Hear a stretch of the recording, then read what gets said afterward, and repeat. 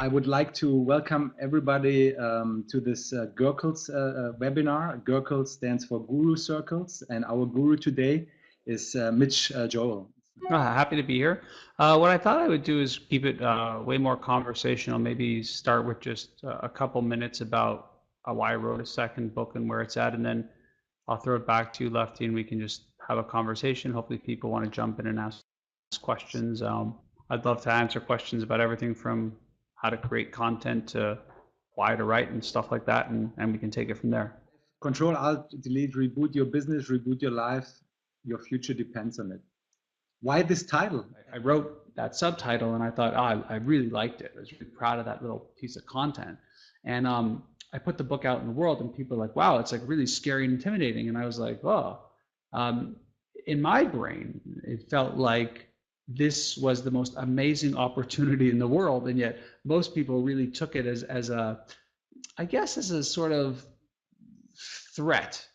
How am I going to go to work? Am I employable still?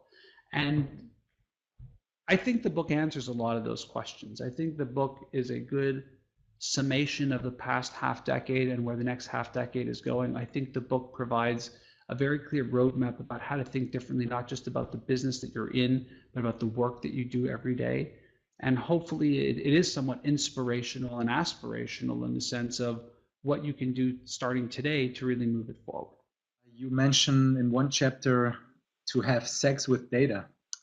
Would you like to explain a little bit what this means and how we can apply this to our daily lives as marketeers? Most of the information that we see is very linear. It's your email addresses, it's your Google AdWords, it's your traditional advertising. What's happened in the past couple of years is that we've had this massive introduction of new data sets. And the new data sets that we've had aren't data sets that are being collected necessarily by brands or being accumulated or owned by brands.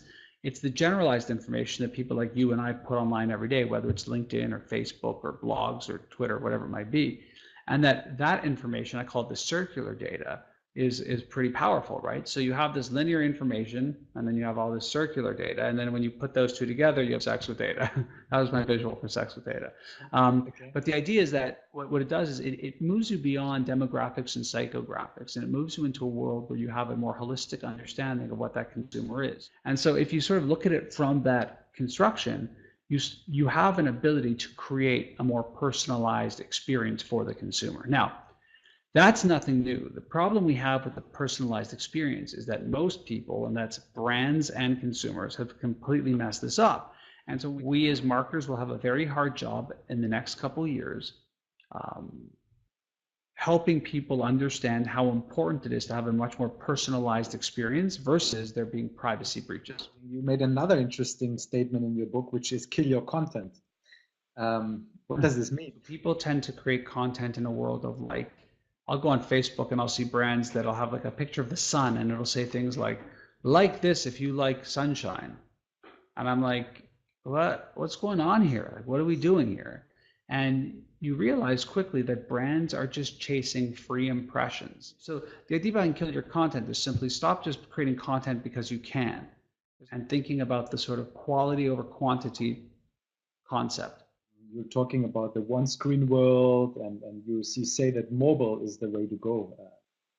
Why do you believe this? It's less about mobile for me and much more about this idea that I call it the one-screen world. And I call it the one-screen world because the sort of tagline to it is the only screen that matters is the screen that's in front of me.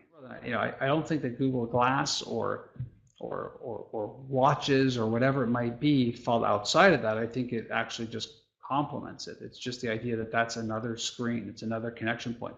I don't care if it's your toaster. I don't care if it's your front door, your car. These will all be connected through screens.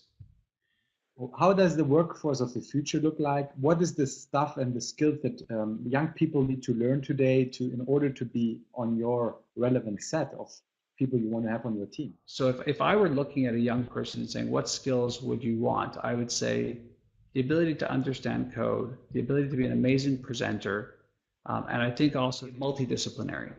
When you have a front-end developer who goes, you know, the design of this looks very 1995.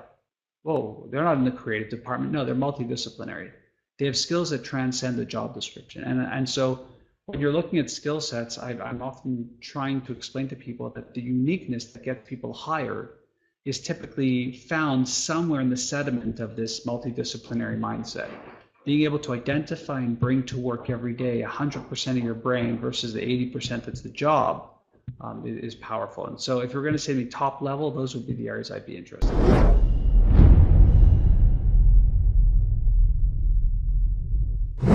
Powered by Hatziioannou.